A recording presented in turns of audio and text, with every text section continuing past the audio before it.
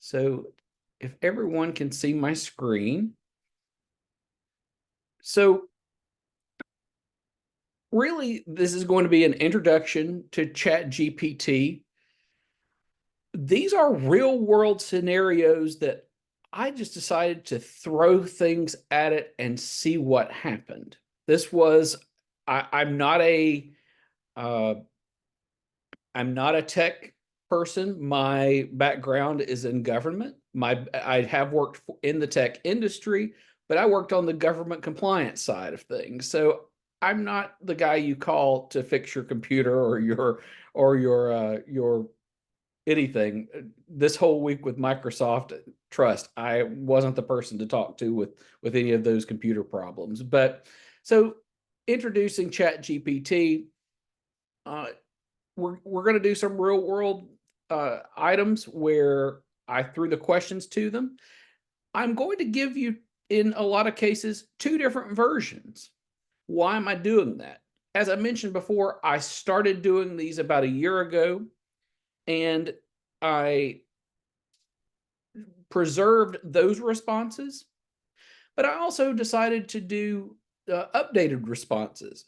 And those are as of within the past week or so, because I wanted to prove and show that, I ask myself, is the technology getting smarter? Is it adapting? Is it, I saw something in the news where in the next few months, they're rolling out a new version of ChatGPT that will actually be college level, at a college level understanding and able to give professor level responses. And so I wanted to see if it was true or not. So I'll be giving a couple of different responses as part of that. What I want help to do tonight is to help me. I'm going to be asking questions because I want your feedback. This is not just going to be a talking head exercise. What I do want is for everyone to help me identify positives and negatives in the ChatGPT response. And we're going to talk about ways that we think it can improve. Sound familiar? That's what Toastmaster groups tend to do, is identify those positives, identify those negatives, and help identify room for improvement. And then we'll kind of summarize some of the concerns regarding ChatGPT, including some ethical concerns. So let's start off. What is ChatGPT? It's basically an AI chatbot that gives a response to questions. So think about those little customer service chat bots at the bottom of websites that always ask, do you need assistance? I'm world's worst to click the X box because I really don't want help oftentimes. Usually I am laser focused on what I want. And sometimes it's AI, sometimes it's a human that's behind those chat boxes. So in this case, ChatGPT is basically, in these cases, the smarter version of what's next with those chat boxes and the chat responses. It's able to, and what it's able to do is become familiar with questions and answers, and goes through processes called machine learning, to where it's able to adapt to and actually learn different responses. It's pulling from a variety of materials, as vast as the internet is.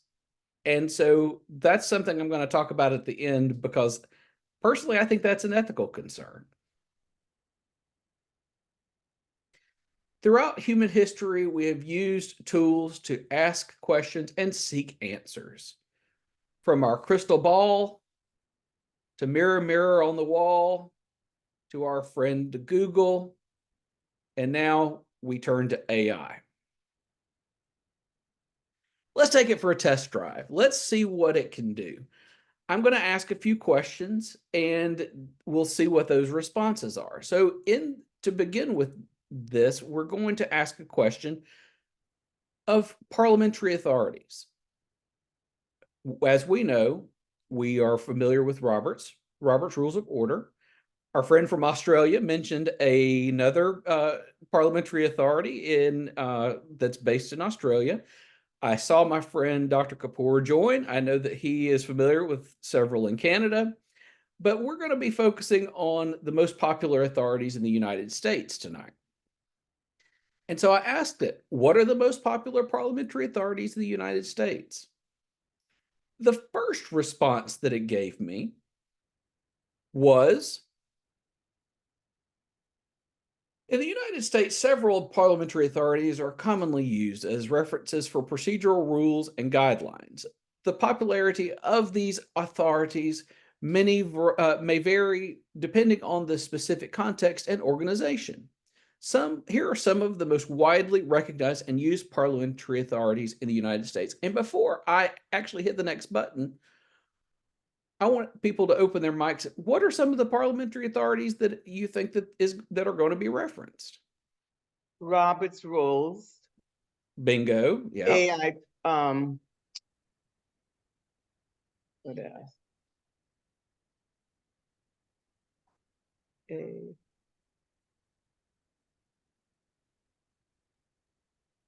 I feel like you're the AI. What is it? You're about to say the AIP American standard. American Institute of Parliamentarians. Mm-hmm. There are many others, but I think those are the two most popular. Yeah, and so to answer those questions. Yeah, those were the first two that it referenced. Although it used the old wording for the American Institute of Parliamentarian Standard Code. Now we call it AIPSC. It's now in the second version of AIPSC. The previous version was written by Alice Sturgis. That version is it was kind of the predecessor to what we now know as AIPSC, or the American Institute of Parliamentarian Standard Code.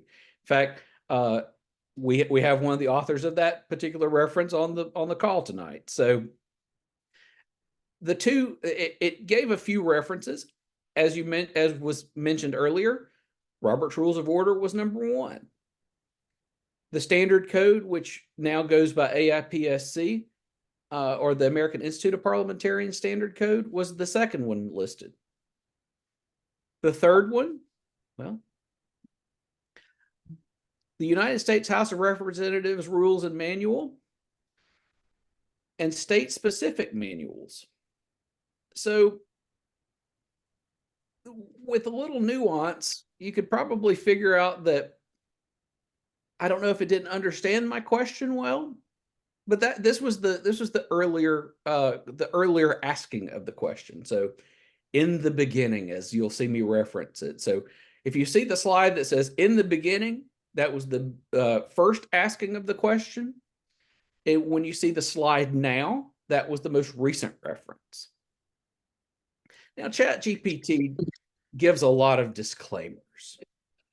ChatGPT, in this case, did indicate that it's important to note that the choice of parliamentary authority often depends on the preferences of the organization or governing body. Blah, blah, blah. Basically saying that every group has a different need, different needs for what they do. Okay. That wasn't part of the question that I asked, but I appreciate you giving that disclaimer, so to speak. So what about now? Now, same question. It gives Robert's Rules of Order newly revised. It gives a description, and it actually referenced the additions. The most current edition is Robert's Rules of Order newly revised. Well, it doesn't say 12th edition. It doesn't say anything except for newly revised. So take that for what you will. The next, it just can't figure out that AIPSC, that it should be called standard code. That it should be called, rather than the standard code, it should be called AIPSC, or the American Institute of Parliamentarian Standard Code. The third material that it references is Mason's Manual of Legislative Procedure, which is often the manual that is used in state legislatures. And my copy is just outside of reach. I was looking around because I had it within reach because I was reading a reference out of it the other day, and I thought that it was still on my desk, but it is not. So AIPSC that was a Mason's Manual of Legislative Procedure. Demeter's Manual of Parliamentary Law and Procedure, or the Little Blue Book, as some people will call it. It's another parliamentary authority. Fewer groups use that now. There, at one time, it was a very popular parliamentary authority, but it has, I don't want to say it's fallen by the wayside, but it's not used quite as often as some of our other parliamentary authorities. And the final one is Cannon's Concise Guide to Rules of Order. Cannon's is about it's fairly small, but and it is a popular parliamentary authority in the sense that it is well known, but not a whole lot of organizations use it as a parliamentary authority. It is often used as a reference guide for instance, presiding officer. It has a lot of good tips for people who are wanting to start and learn how to be a good presiding officer. For instance, it's good for those types of things, but not exactly one of the manuals I would say is the bestseller for being a true parliamentary authority that's used every day by an organization. And that it does have that little disclaimer, except it cleaned it up a little bit, just making sure that the reader understands that it provides a framework, but it often depends on the specific needs and preferences of the group that's using it. Any questions about that particular question? Any questions about parliamentary authorities in general? Brandon, it's Yes, Miriam here. I'm not familiar too many with actually at all with, for example, Demeters or Mason. I just know that they exist, but there's Demeters and there's Riddick. there is. Yep. And which I know even less about. And I'm just curious that did it not turn up any of those other kind of obscure? Nothing. It did not. Okay. No, those were the only ones that it pulled. Those were Okay. the only. I gave it. Those are quote verbatim from ChatGPT. Okay, and I've also got a Cushing's, and in case we all are not confused enough, here's Cushing's manual and Longin's. These are some old books. And there's another book I have authored by Greg, Gregg. Mm-hmm. And I'm just asking because there's similarities, of course, amongst them and different anyway. Sure. Just so we can be more confused. Right. And one of the things, and thank you for mentioning those, Miriam, because I think it's important to understand the fact that there are more parliamentary authorities out there, and that we're not just using them. There's no one size fits all approach. Basically, is the word du jour, or the phrase du jour today, because not every group, for instance, I work with different organizations that use the AIPSC, for instance. They found Roberts to be a little more than they needed and a little more complicated, where other groups may choose Roberts because it has a little more, it takes into account a lot more what if scenarios. But at the end of the day, all of these parliamentary authorities are rule books, not playbooks. So the role of parliamentarians ultimately is to help design plays to make the organization you're working with or for efficient and get from point A to point B within the confines of the rules, whether it's the parliamentary authority, governing documents, etc. So, but thank you for pointing those out, Miriam. Any other questions about parliamentary authorities?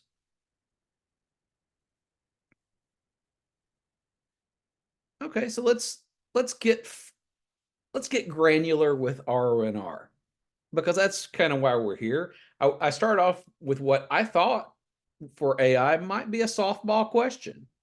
Well, not so much. So let's dig in and see what it says now. So I asked ChatGPT, what are the 13 ranking motions in Robert's Rules of Order? Seems fairly straightforward. Well, it gave them to me, but it gave me a little too much information. And by giving me a little too much information, it gave me incorrect information. So when I first asked this question to ChatGPT, and keeping in mind this was about a year ago,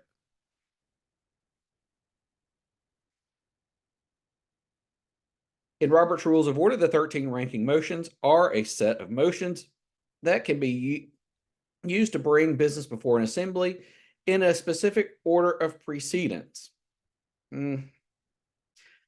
These motions are limited in, might help if I could read. These motions are listed in descending ranking, order of rank, with higher ranked motions having priority over lower ranking ones. The 13 ranking motions are as follows. Fix the time to which to adjourn. This motion determines the time at which the meeting will adjourn. Adjourn, this motion ends the meeting immediately. Raise a question of privilege. The motion allows a member to address an urgent matter related to the rights and privileges of the assembly or an individual member. Call for the orders of the day. This motion ensures that the agenda or previously adopted schedule is followed. Okay, let's stop here. So we're doing the 13 ranking motions because it did list, we have a lot of rules here. I did break them up into multiple slides. It just so happened that I was able to delineate it right at the end of the privileged motions here. So it gave the explanations here. Good, bad? What do you think? Blah? No harm done. No harm done. Okay.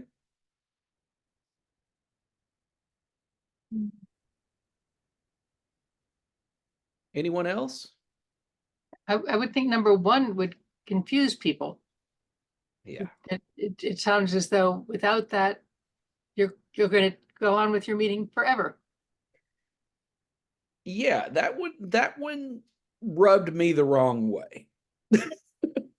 That one rubbed me the wrong way. And we're actually going to talk about that motion because I'm going to give ChatGPT another chance to get it right later in this presentation. So that was the one that stuck out to me as just kind of the one that maybe ChatGPT needed to try again. Anything else? Any other pushback on the 13 ranking motions here, or of the first 5, the privileged motions?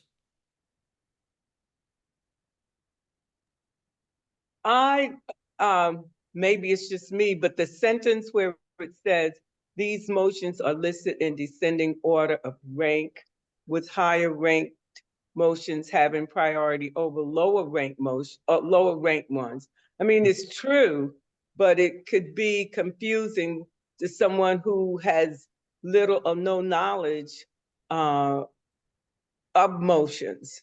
So that kind of stood out for me. Sure, it's awkward. And I think that's one thing that, as parliamentarians, and we have some on the call, we have some who we have all levels of study here, from beginning to advanced. We have some in the world who may be trying to use ChatGPT to understand this material. And you're right. They may be beginners or novices and not understand the necessarily understand what it means by that rank. So I think that's a fair assessment. If you're just using ChatGPT by itself.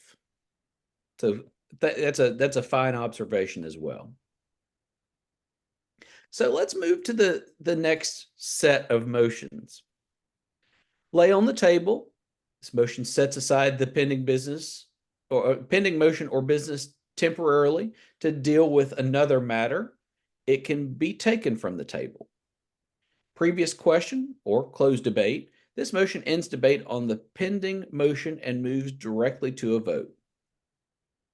Limit or extend debate. This motion sets a time limit or extends the time for debate on a particular motion.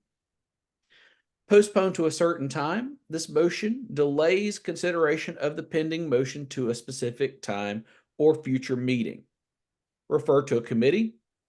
This motion refers the motion to a committee for the further study and recommendations. And that other sentence down there was a copy and paste error on my part. So please disregard that. Any thoughts on these motions? Well, I'll chime in, Brandon. Sure. Actually, the problem with all of this, the terminology is, if you were reading this and didn't know anything, you would think that making the motion results in that action. And that's not the case. It's the vote on this motion so it's leaving out a little critical element there for people who sometimes, right, we've got the general public thinking you just holler call the question and that's all you need to do, and that's the done thing. So yeah, so sure. not enough.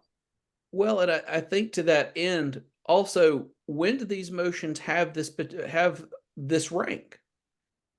Well, to your point, if you make some of these motions can be made by themselves without business pending. Do they take these same characteristics?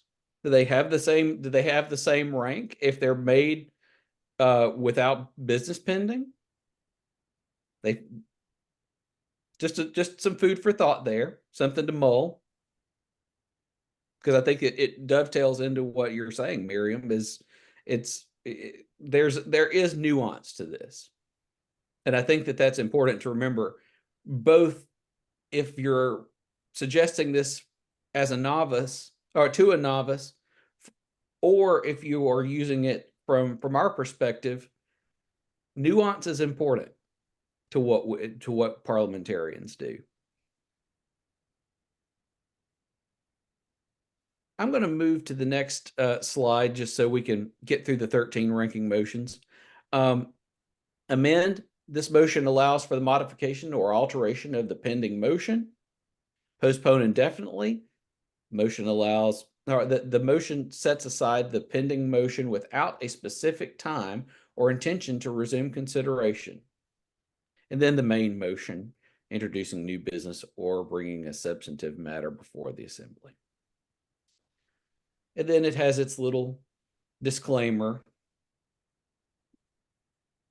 because ChatGPT loves disclaimers, because it doesn't want you to. Sometimes I wonder why it had all these disclaimers, but I realize that it wants to give you an answer, but maybe sometimes it doesn't want you to hold ChatGPT accountable for that answer. So I asked it again. Now, we live day by day, we get smarter, maybe the machines did too. So here's the response. Fix the time to which to adjourn. It sets the time for another meeting to continue business. So it did get it got the answer a little little closer to where we were looking for. Adjourn, it ends the meeting immediately. Recess takes a short break during the meeting. Raise a question of privilege. And I want to just back up for a second. I can't watch the pitch go by on this. It says that the motion to adjourn ends the meeting immediately.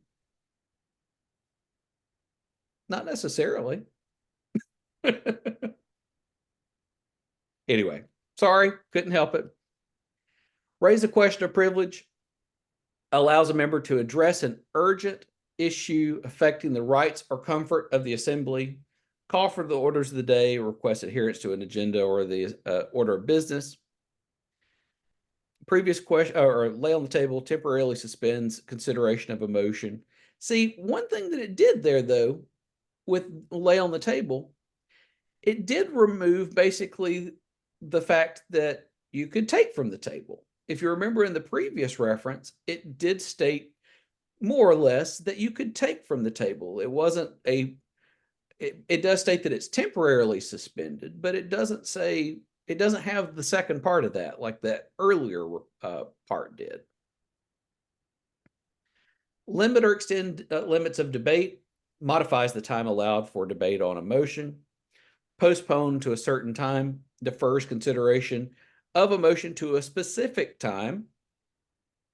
Commit or refer, it sends a motion to a committee for further study. Amend, modifies the wording. Postpone indefinitely, disposes of a motion without a direct vote on it. Main motion introduces new business for consideration.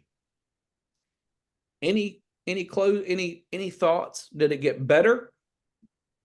Did it get smarter in that year? It's had a year to search and the spans and depths of the internet. Did it get smarter over the course of a year? Too early to tell.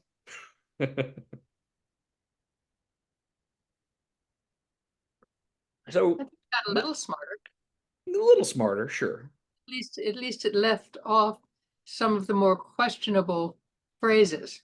That's right. It did. And so And maybe the definition of number 13, I mean, who could argue with that? well, and perhaps just, oftentimes I work with a lot of lawyers and one of the things that they always tell you is answer the question that's being asked.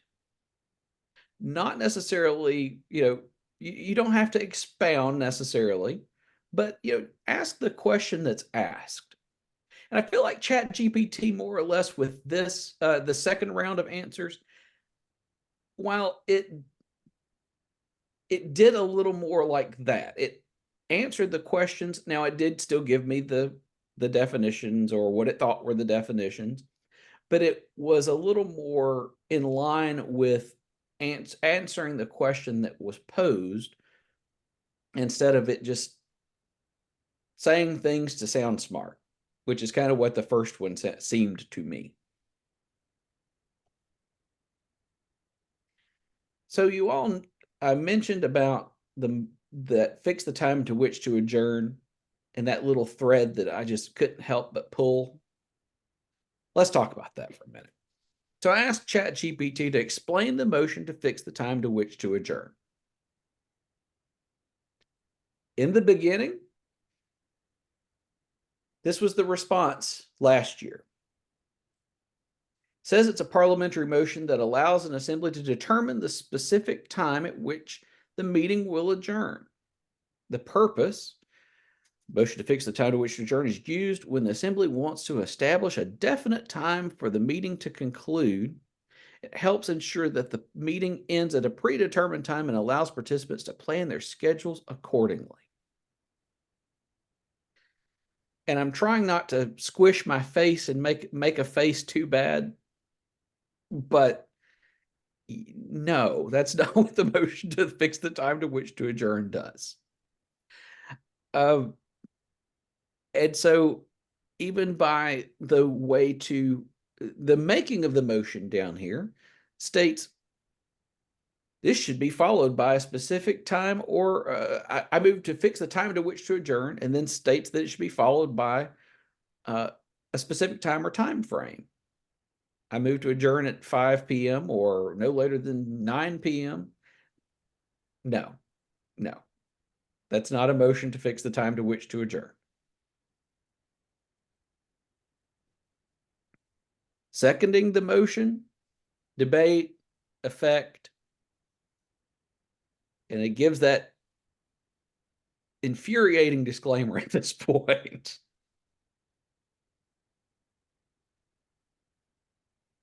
So it just goes to show that it just doesn't understand that particular motion, because the purpose of the motion to fix the time to which to adjourn is if you have business that is more, you could argue its urgency, but it needs to be considered as soon as possible. But say that you're running out of time at your current meeting and you may need to take it up, say, tomorrow. And more or less extend the current meeting is kind of the thought process. It's not that you're putting it off to another meeting, because that would be postponing it, but more or less trying to take it up as part of the same meeting, but you're just out of time. So in order to do that, Roberts calls it an adjourned meeting, which even just still is confusing. So just think of it as an extension of the current meeting. So that's what the motion actually does and what its purpose is. So after I got furious when I read that message the last time, let's see how it did within the past couple of weeks. The purpose: to schedule another meeting to continue the business of the current meeting at a later time and or date. Well, okay. More on the right track than it originally was. When it is clear that the current meeting will not be able to complete all its business within the allotted time, is when you would use it. And when members want to ensure that there is a set time to resume the unfinished business. Okay, all right. I'm calming down a little bit with this new answer. Just kind of getting a little more comfortable, but trust but verify always. Precedence takes precedence over all other motions except for adjourn and recess. It was so close. Because as we know from our previous study of the 13 ranking motions, fix the time to which to adjourn is the highest ranking of the 13 ranking motions. So we're going to give it a red strike against that. It is not debatable. Okay. If no other business is pending, it can be debated. Okay. It is amendable as to the date, time, and place of the adjourned meeting. Yeah, all right. Majority vote, cannot interrupt a speaker. Motion can be reconsidered. Be tough to reconsider. Oh, actually, not necessarily be tough to reconsider, but according to this, could be reconsidered. And then it gives the how to make the motion, except it doesn't really give it quite how I would do it. So it does specify, it requests that one specify date and time. What about place? I feel like that's probably important. Are you meeting in the same location? Are you meeting across the street at the library?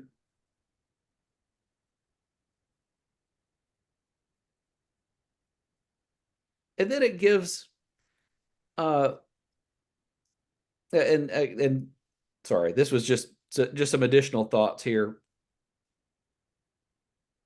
And I guess it's concluding thoughts. So key points to remember. So it's more or less starting to get a little more methodical in the way that it gives information, but some of that information just still isn't quite up to where it should be. So just for reference,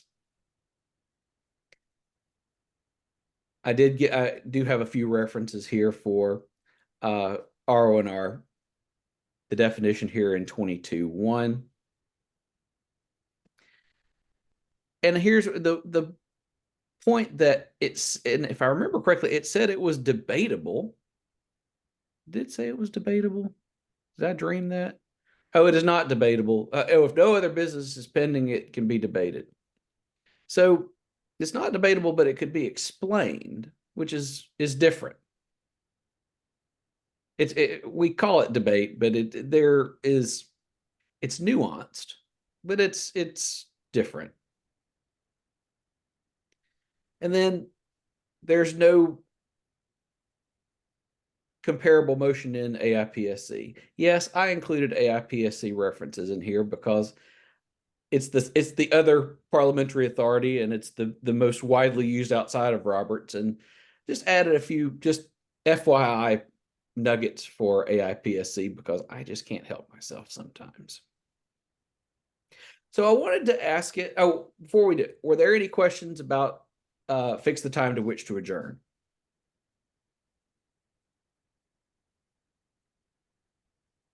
All right, so let's dig into scripting.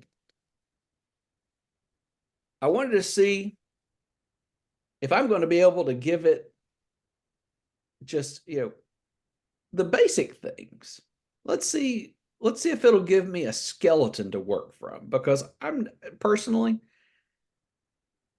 too much of a control freak to trust an app or anything else to script my work, but maybe it gives me a skeleton to start from. So let's see what it did. I asked ChatGPT to script a main motion using parliamentary procedure. I left it vague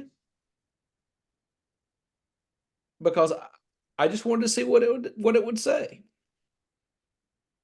So in the beginning, it gave this script,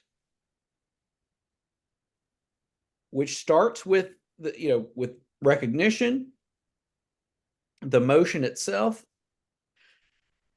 and then it requests a second, although it does repeatedly use the phrase, it has been properly moved and seconded. A little chill up my spine with that, but that's another situation. Is there any debate?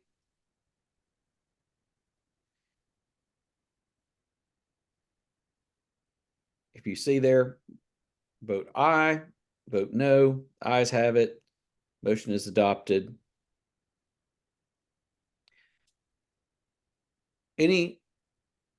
How does that look to you all? What do you think?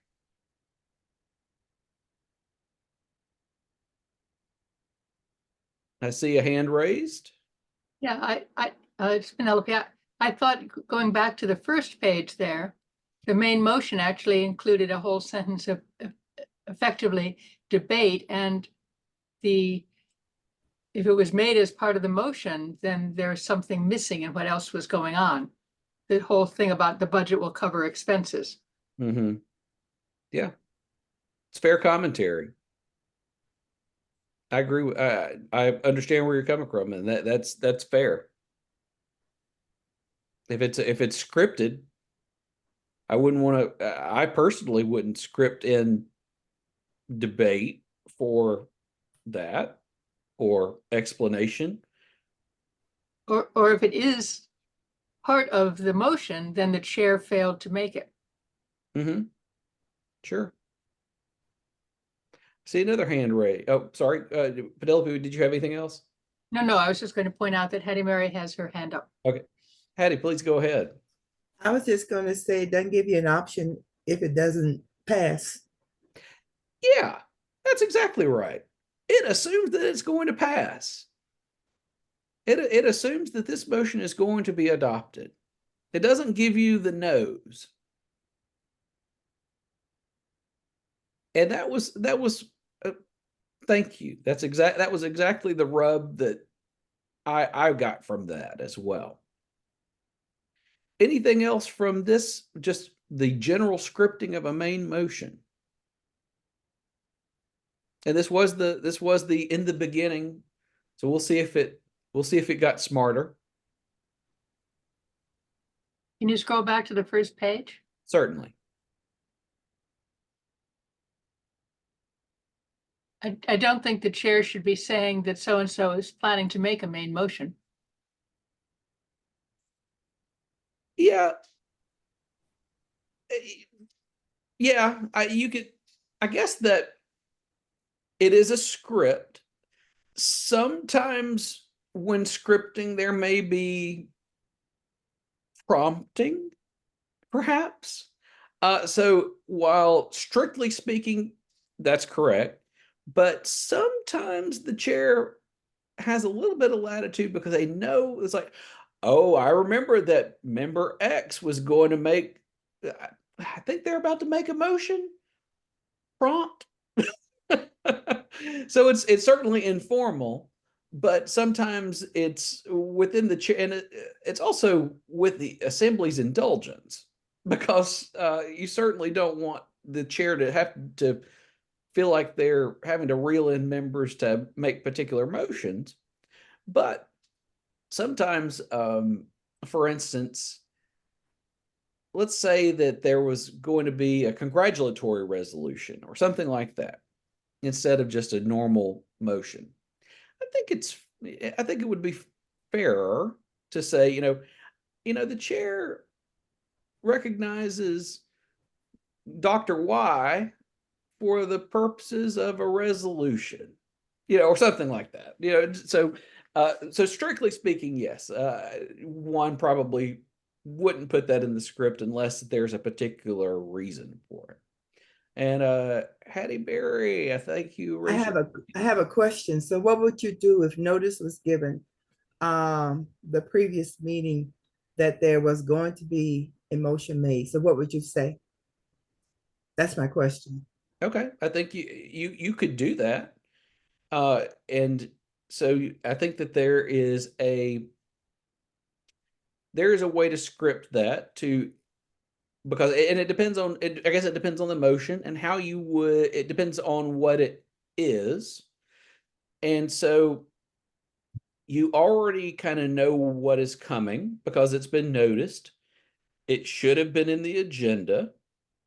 So if you're following your agenda and you're following along, I think it's fair to say, and let's go a step further and say that the agenda was a timed agenda. The time has arrived to consider motion M that was and notice has been sent on that motion, and anything like that. So you could actually at that point, because you've adopted an agenda, I think you can prompt for that, and I think that would be fine. Does that answer your question? Oh, good. Any other questions? Oh, Brandon, it's Miriam again. Hi. I must be waking up. So I personally have no objection when the chair says, there's a main motion coming. There's a motion coming. Let's do that. It can move the meeting along. What's wrong with this script though is the chair is saying a motion has been made to allocate a budget. Is there a second? That's wrong. The second needs to happen first, and only then would that motion be made. So rather than say, thank you, member, I mean, it's one of my pet peeves, I'll admit that, asking for a second. Because my theory is if you don't ask, if there's no second, you should just move on to the next thing. Just go. Right? And then the meeting can be over soon. But anyway, that would be improper because you don't have a motion on the floor until there's a second. Well, and there is a wide school of thought regarding seconds, and I wish we had more time to get into that tonight, but I feel like that maybe you and I can talk about that at one of our events down the road, because that's there is certainly a school of thought regarding seconds, whether they're needed in our modern parliamentary environment or whether they're kind of a relic of past times. So depending on under our current rules, yeah, absolutely. I think that prompting for a second or things like that, oftentimes it's almost insistent. Like, and if you've ever been in meetings, it's like the chair starts stating the motion, then they ask for a second, and sometimes they feel like they have to say, is there a second, a certain number of times, like it's some sort of incantation or something from Harry Potter. And it's something that, and we all know it's not. Like, there's no special, special spell to make that take effect. But some people seem to think that they've got to ask 3 times before they can say, well, the motion fails for lack of second. And that's just not true. So anyway, we could talk about that fun all night. But thank you for that observation as well. Any other thoughts before we move to today's scripting? Okay. So first off, I want you to notice how it started. Notice this word right here. Certainly. It sure is confident. Absolutely, I can give you this information. It did it in 2023, and it did it again here. Certainly. Below is a scripted example of a main motion being introduced, debated, amended, and voted on using parliamentary procedure based on Robert's Rules of Order. So it also took my question a little differently in saying that, and specified that it's using Roberts. I didn't specify that it should use Roberts, but it took it a step further and decided, well, parliamentary procedure, Roberts, okay, sounds good. So the meeting will come to order. The chair recognizes member A. And I'll let you all read this real quick.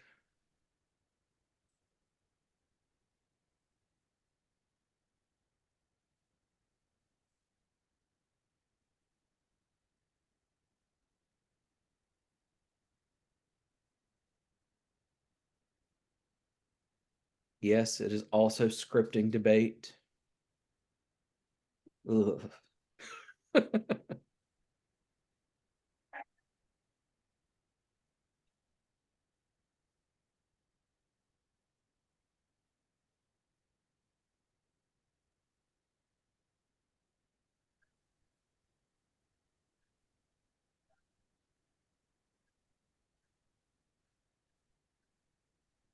Let me know if I'm going too fast or if I'm going too slow. Can I ask a question with that? On your Sure. second slide, Okay. it's saying, I think it's the second one. I know maybe it's the first one, but it says that it's been moved and seconded. Must it say that in there? Because it doesn't state it. It only says the chair has been moved and seconded, that the organization allocate $500, but there's nowhere that it was introduced. Meaning this. So that's what it. Second, is that's it what it's- necessary? So that's what it's doing here. So let me go. Oh, sorry, hit the button. So thank you, Mr. Madam Chair. I move that the organization allocate $500 for new office supplies. So that's where they're making the motion. Mhm. This is where the chair is stating that it is moved and seconded that the organization allocate the $500 for the office supplies. Are we assuming the second? Exactly, that's what I'm asking. Thank you, Ms. Hattie. So that was the question. Well, that's a good question. There's no second there. So you've clearly identified a deficiency in the script.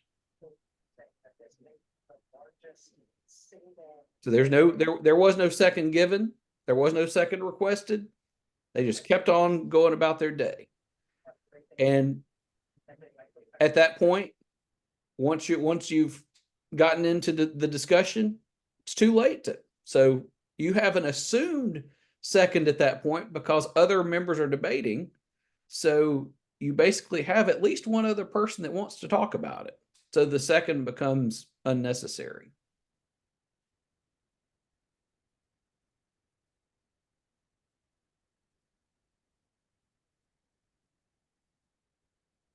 It also is giving me an amendment.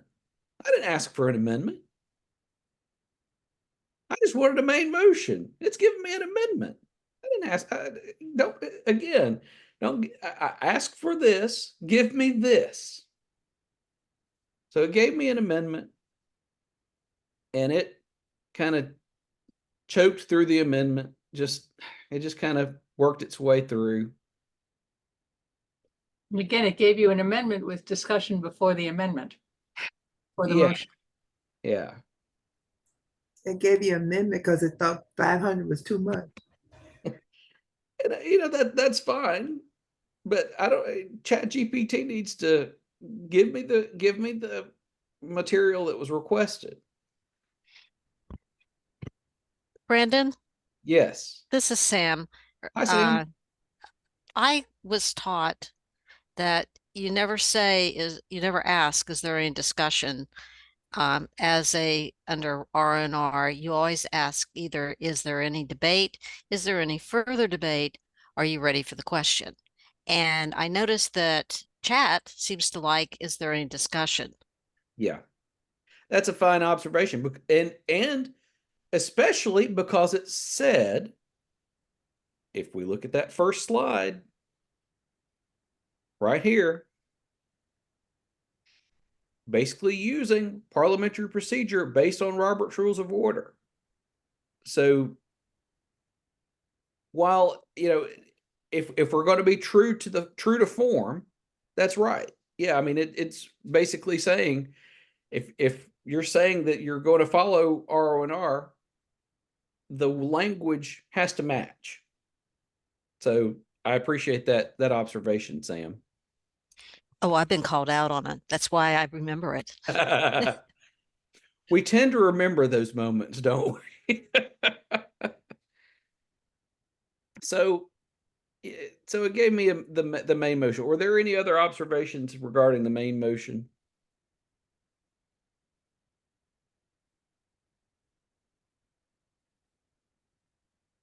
All right, I'm going to, let me just see if I want to. Yeah, let's move to, because I did ask it to script a motion, to script the motion previous question with mixed reviews. I'll give you the Cliff Notes version is, it really doesn't like things that require 2/3 votes. It just doesn't really understand that some things, or at least in the beginning, it didn't understand that certain things require 2/3 votes. And now it's starting to understand that nuance. So that's my short version of it when it scripted the previous question. But I want to try this exercise as, let's see if it'll do something a little more complicated. It couldn't do a motion. It couldn't do a main motion exactly how we wanted it. Gave us the outline, and maybe we want to try certain things, but didn't quite give me what I wanted. But let's see if scripting, everyone has different skills and abilities. Maybe ChatGPT just isn't scripting. So let's see if it'll give us.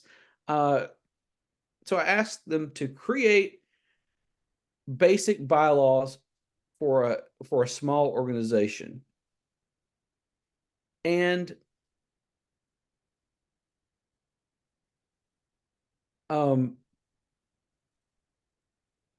here's what before we actually reveal that, here, just as a quick reference, here is kind of the mnemonic device that we learn as we're learning bylaws. No mommy CPA. So it's all laid out there. Name, object members, officers, meetings, executive board, committees, parliamentary authority, and amendments. AIPSC has cleaned it up in this second edition. I'm grateful because it did not have a mnemonic device that could be remembered. You had to spend more time trying to remember the mnemonic device than actually remembering the material. But here it is, here, name and purpose, membership provisions, membership meeting provisions, governance provisions, and administrative provisions. So ChatGPT gave me this in 2023. Name and purpose, membership, governance structure, finances, committees, amendments, and dissolution. What do y'all think about that?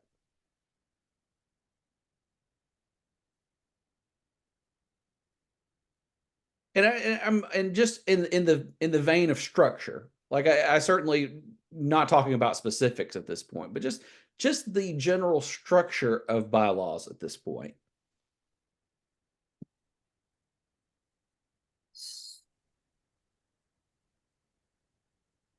Well, it's Miriam again. It's not bad, but it's very interesting to me that it's got dissolution in here, which you often would see in this in the incorporation documents, not in the bylaws.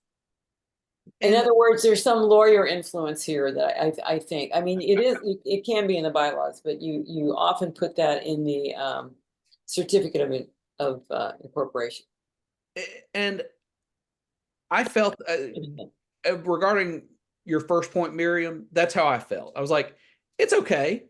It's all right. Like it's an okay structure. Like it's not the best, not the worst, but we all work with different types of clients as practicing parliamentarians. So we never know what the needs are until we're working with them and have reviewed their materials and have a better understanding of their structures. Different states have different, I guess different states have different places for dissolution.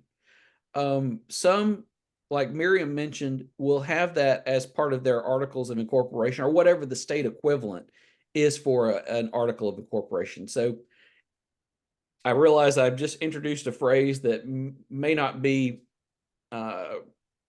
immediately parliamentary, but so when an organization forms and they're becoming recognized by a state government, they have to file the paperwork. So and it can be called an article of incorporation. It can be called there are a certificate of there are a variety of phrases for it. Certificates of authority, those, and then you have under that bylaws and your other rules, but your authorization from the state is going to outrank those bylaws. And so what Miriam's point is that dissolution is often can often be found in those documents, because oftentimes they require that type of information as part of that. And so dissolution in, say, and I say unorganized organizations in the sense that they're not recognized by the state. They're just a group of people who have gotten together and decided we're going to have a group. We're not going to be, we're not going to organize. We're just going to be an organization that is in different states have different things that they call them, like unrecognized unrecognized nonprofit, different phraseologies, but sometimes it's found in different documents. So dissolution can be in part of the bylaws, or it may be in another document, as Miriam pointed out. So to that end, the new request from ChatGPT, here's what it gave me back, and it put dissolution back on there, Miriam. So just I don't think you're wrong that it probably has some legal influence somewhere there. Name and purpose, membership, meetings, board of directors, officers, committees, amendments, and dissolution. Here's the other thing, Brandon, it leaves off parliamentary authority. It does leave off parliamentary authority. In both versions, it does. And it left off finances. It did. But I Interesting. wonder, in the previous version, I wonder if maybe parliamentary authority might have fit under governance structure somehow. Maybe that while it's not specific, maybe it fell another way. And maybe, and I'm playing devil's advocate because that's what I tend to do in life. Maybe, just maybe it did, so I don't know what its thought was, but so here it goes through and it actually this is the draft bylaws that it came up with. This is the 2003 version. And I'm going to go through this quick because I just want to talk about the outline of it. I know that we asked it to create bylaws, but I think we also want to make sure that as parliamentarians, we're keeping a keen eye on anything that is, oftentimes we're called on to draft bylaws, and I certainly don't want to, let me put it another way, trust but verify. I think I've said that a couple of times, but I think that it's really apt here as well. And actually, let me go back. Miriam, it did not have it under governance structure, so it wasn't there.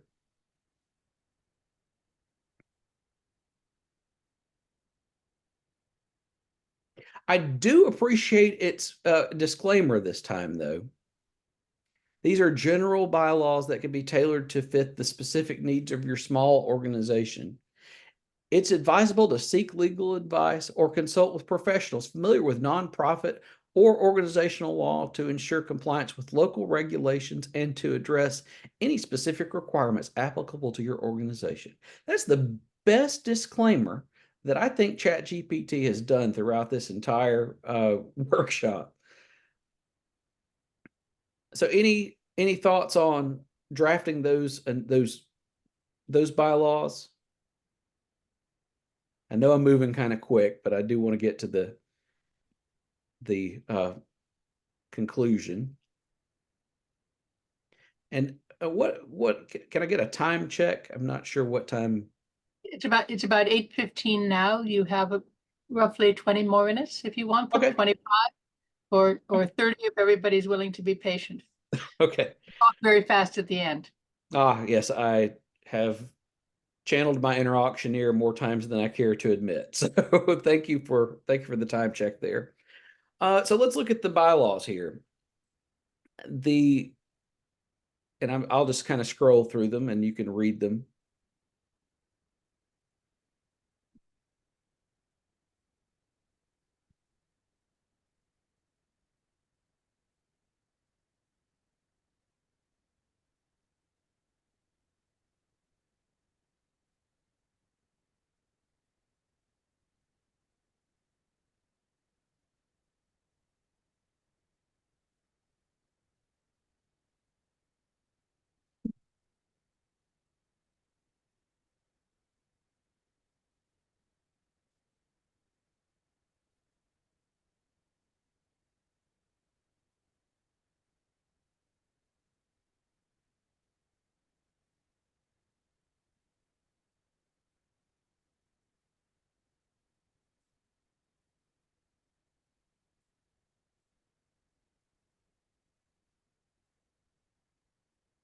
Hope I'm not going too fast because I haven't had anybody stop me yet. So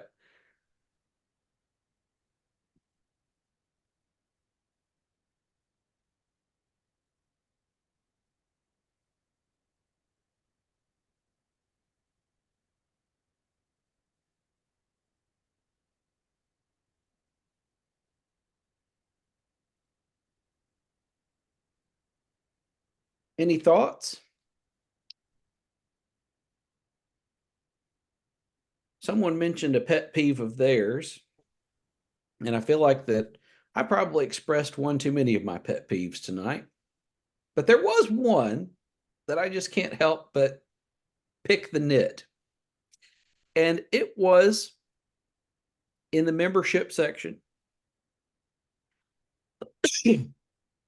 under voting rights. It says that each member in good standing shall be entitled to one vote on each matter submitted to a vote of the members. I don't remember reading in there what good standing means. And you will see that in a lot of organizations that they will have that good a member in good standing. But then they don't say what good standing means. So how can you enforce it?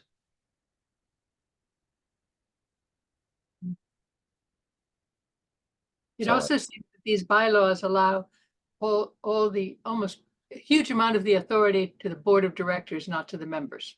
Sure. The appointment of committees is the board of directors, not the membership. Sure. And, maybe that's the way that organization wants to do. But I think, to your point, ChatGPT made a very serious assumption to get there. Nor does it say how many are on the board, I believe. I didn't see that. So, Oh, I see. It's or just chairs or directors, or do they have a president, vice president, whatever of the organization, and the board is actually a subset of the organization? And that's, so it says under board of directors, the number of directors shall be specified number. So it does leave that open to the organization to kind of fill in the blank. So what it doesn't state, though, is that officers, it says they're elected by the board, but it doesn't say they're part of the board. and it doesn't say they're elected by the members. Mm-mm. No, it says they're elected by the board. So right back here. So is this a board directed organization or? So it seems, yeah, so it seems. See, here's the officer and the officers of the organization shall be elected annually by the board of directors. Now it does say that the secretary keeps minutes of member. It says meetings of the members and of the board of directors, but it doesn't state that they're a member, that they're part of the board. So that's something something that probably, if that was intended, would need to be clarified.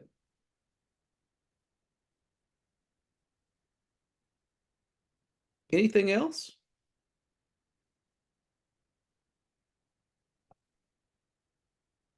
I didn't see a parliamentary authority. No parliamentary authority. No parliamentary authority. Yeah. And did it include anything about removal or replacement of an officer? I'm not tracking if it did. No disciplinary. Yeah, nothing regarding removal in there. Yeah, because of course the best thing would be with or without cause, right? You could remove a director with or without cause and then go through all that stuff. Yeah. That kind of thing. But in the terms, it doesn't say until somebody is elected or appointed. So you could really just under the tenure, you could lose your whole board and not have anybody. Potentially. I think I think that is a question that would be worthy of asking. If my organization was going to do that, I think that's something that would be worthy of discussion. It says that they shall serve for, and it says it gives the gap of specified number of years, but doesn't say beyond that. Otto? There's a few issues. I mean, one though, I think we can remember, where does it get its information from? It gets it from what it finds on the internet, and most of these are corporations which do have a board heavy structure. The other thing I'll say is, I'm not sure these are the worst bylaws I've ever seen in life. No, I'm sure we've seen worse. There, I'll say, and thank you for that. And I think that's a good point. I don't. These are, and actually, let me start from the first point. I think that, yeah, we don't know where this is pulling from. We don't know if this is coming from some, it could be coming from some law-based, entity. We don't know where it's coming from. But I think that what I think we can all agree on is it's good. It's a place to start. These are all I think that throughout this, and that's kind of the point that I wanted to make here, is that these are all, and actually ChatGPT itself even said,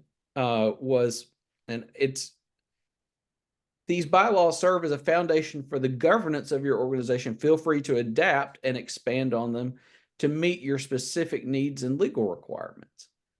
This is a starting place. It's not, and they're supposed to be a sample. They're not supposed to be perfectly tailored. That's why, members have input. Officers and the board have input.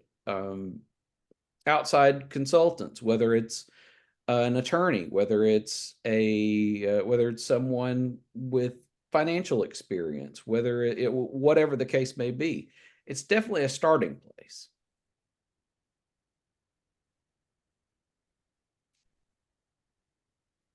Any other thoughts on ChatGPT's drafting of bylaws? I'm curious why, who would use this? I mean, it seems a little, peculiar or shortcutty, maybe. Well, that's a fine question. And so one of the mentalities I came into this with was just when I first started learning about ChatGPT and AI, I didn't know anything about it.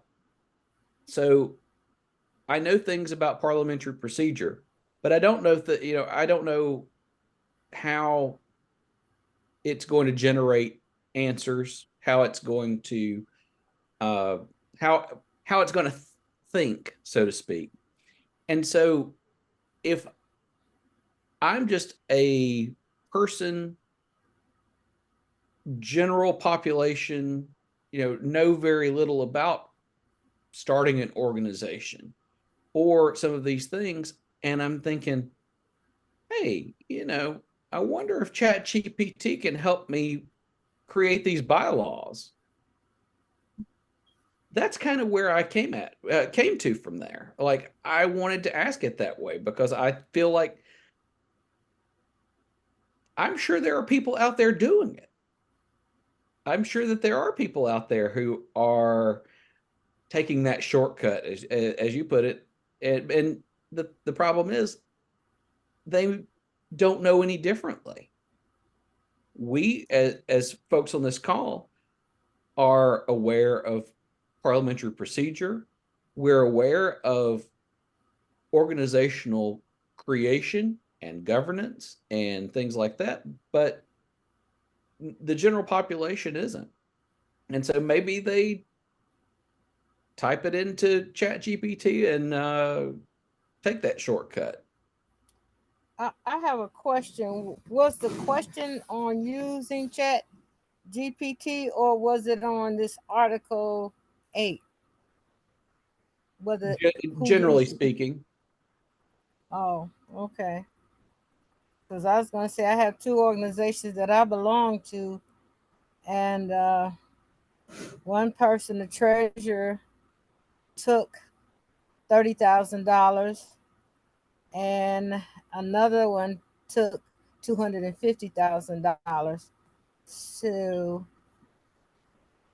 that would be, necessary addition or necessary to have. I'm sorry, that's dissolution. I'm sorry, I misread that. That's okay. And I think Miriam pointed out just some of the thoughts regarding disciplinary procedures Yeah, earlier. that was, yeah, Some of the okay. things like removal of membership, and if officers are, as I commonly refer to it as, officers behaving badly, which you can take that however you want. In this case, if it's a treasurer or some other person within the organization who is not doing what they should with the finances, they certainly want to be able to, within the organization, do something, whether it's removal from office, removal from membership, but also, not just within that, but also think about what you need to do outside the organization to report them to law enforcement Right. or the courts, and recoup that money however you can. So That all was right, done. thank you for that observation. One more question, and then I'll conclude with just kind of the ethical thoughts. I just wanted to stump it, and I just couldn't help myself.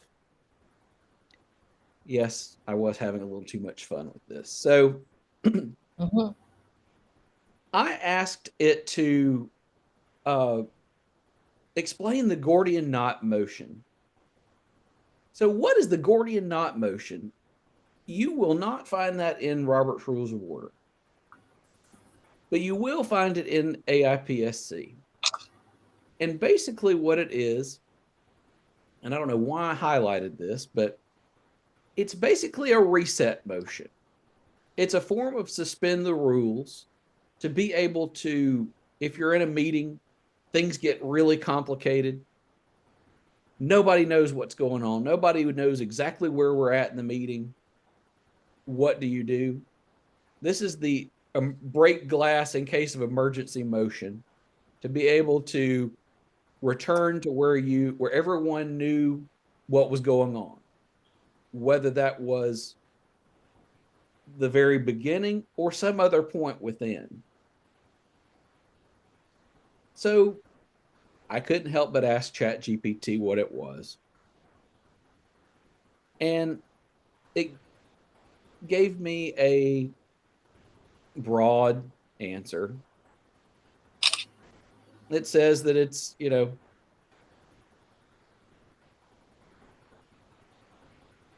sorry, just it could be used to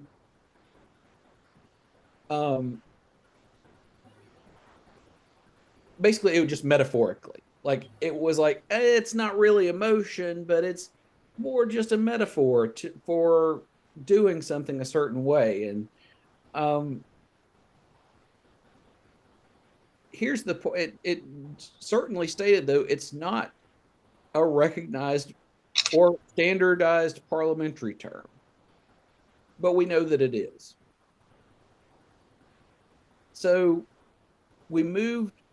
I want to give it a second chance. So I asked it again this time. And it says it again. It's not a recognized term or motion within standard parliamentary authorities like Robert's Rules of Order. Well, it's not in Robert's. And then it goes into the legend of the Gordian knot and Alexander the Great, which is where the name for the motion derived. That's where it's from. So it states that it's not, but it's more or less saying that in meetings governed by parliamentary procedure, such bold actions may be represented by motions that streamline decision-making processes, such as previous question, lay on the table, postpone indefinitely. And then it finally got to suspend the rules.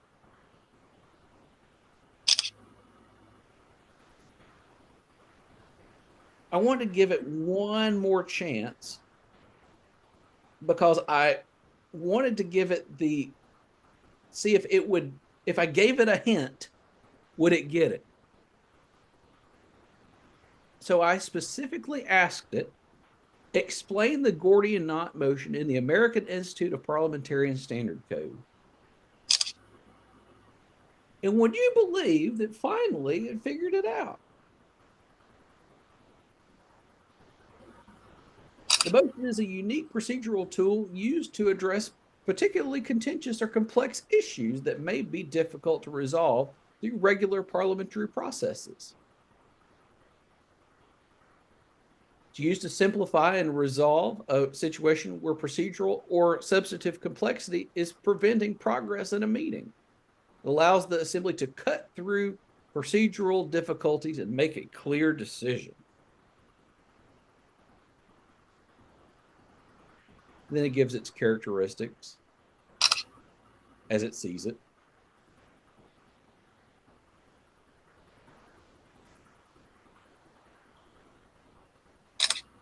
I was just grateful that it tried, that it finally was able to see a little bit of nuance.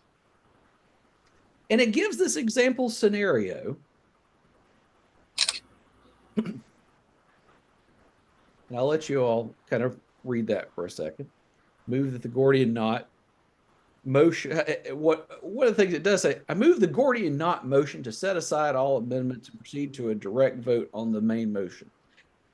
It's not exactly not exactly the best phraseology for it, but it's ChatGPT it's trying. It's like it's right there. It's so close to getting it.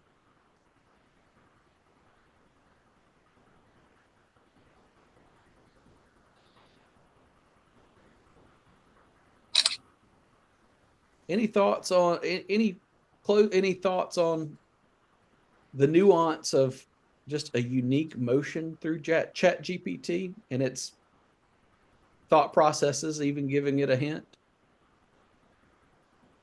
Well, it did make one glaring error. It said that the Gordian knot motion could be amended. Yes, it did. And I did kind of gloss over that a little bit. So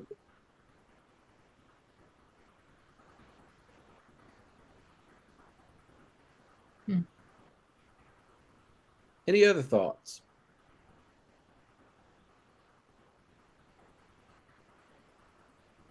Okay, so I'm going to just circle the plane for a landing here. And I do want to address some of the thoughts and that have come up throughout the meeting, just with the thought process that, for instance, we don't know where ChatGPT is getting its material. Is it reliable information? Is it copyrighted material?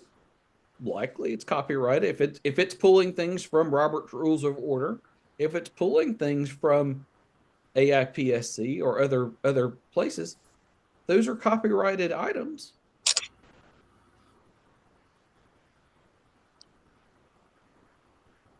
There are ethical considerations for plagiarism, whether the material that it is printing or giving, if with proper attribution, whether that material would be considered plagiarized, whether if you are relying on ChatGPT material yourself and passing it off as your own.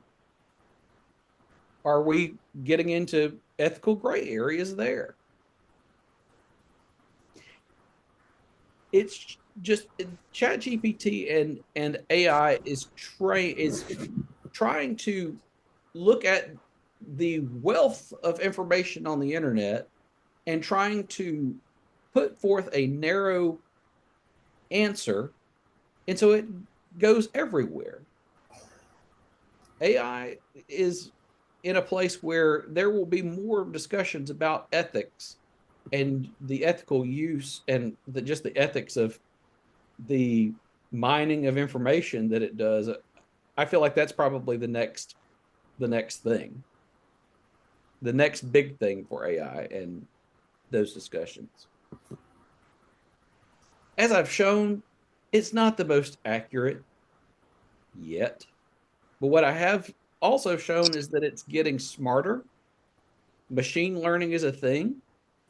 I think it's a tool. I don't think it's a substitute for what we're doing as parliamentarians and throughout our study of parliamentary law and parliamentary procedure. Trust but verify.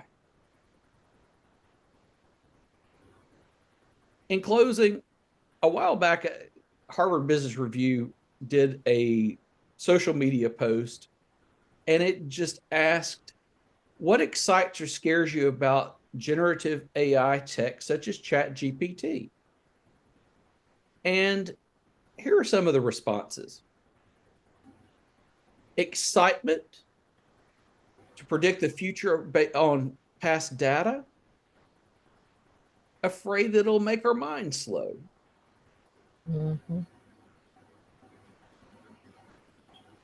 Excites because how it will further and upgrade AI, but also afraid because they're afraid for their jobs.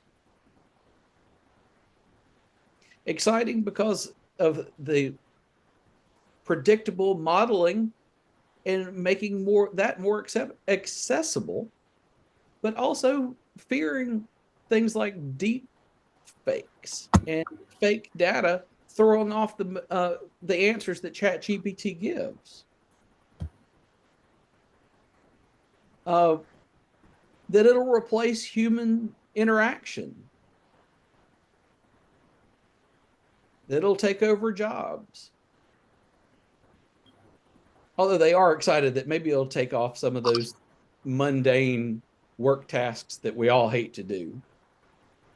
So that's just kind of a snapshot into what people are thinking about AI and ChatGPT specifically. We've all had,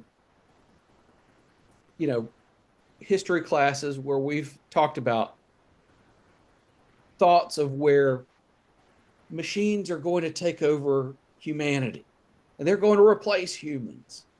It started with, I think about the printing press. I think about the assembly line, and now people are saying artificial intelligence. I don't think we're there yet. And I think that there's so much nuance, and I've highlighted and italicized that word throughout the evening because it's important. The work we do with parliamentary procedure and meetings and just understanding parliamentary procedure is nuanced. But we shouldn't ignore it. We've adapted to using things like Zoom. How many folks were using Zoom prior to COVID-19? There were a few of us out there that were using it, but it was not as widely used as it has been, but we've adapted to using it. We'll probably have to, eventually figure out ways to use it. Right now we're good, but think about it in the future and how we'll adapt. Trust but verify. And so just a few, there was a good article in the National Parliamentarian last year from Todd Crowder. If you have access to it, I'd recommend going back and reading it. And here are just a few sources from today's workshop, ChatGPT, the parliamentary authorities, those articles, and my poor human brain for what it's worth. So